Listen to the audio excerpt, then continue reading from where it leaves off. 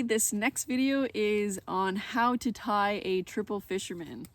There is a lot of different variations on how to tie it. I'm going to demonstrate my preferred method on how to tie the triple fisherman used as a termination knot for climbing purposes. So to start, I've got my climber's line up in the canopy ready to go.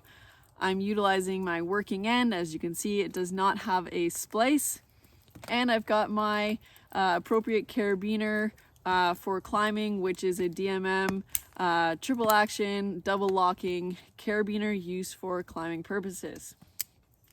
So to start, as I like with attaching all my termination knots, I have that gate opening to the bottom so that I can have that easy connection on and off my harness.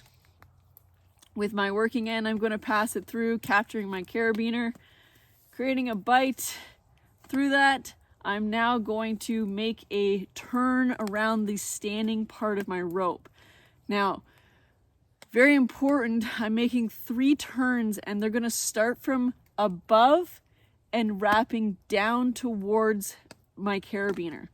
Okay, so that's very important with this triple fisherman. As you can see here, there's 2 turns, there's my 3rd turn. Now my working end is now going to go up through all 3 turns that we've just created as we tie, dress, and set that knot nice and secured.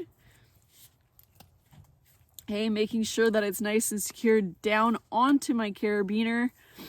We have that working end that's captured around, and in all those 3 turns are capturing both that standing part and the working end. So you can see they're inside of that knot. And you can see that we've got 1, 2, 3 turns for that triple fisherman. Okay, on the one side here, you've got 2 turns there with each side of that triple kind of going on either side. Okay, but on the other back side, shall we call it, there is 1, 2, 3 to create that triple fisherman.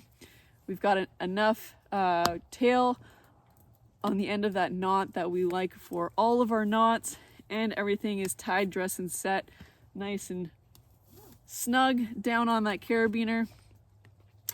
The great thing about this termination knot is because we've only got 1 leg of rope passing through our carabiner, it's compatible pretty much with all of our carabiners as well. Because it's a very strong knot, it does not require a stopper knot on the end of it.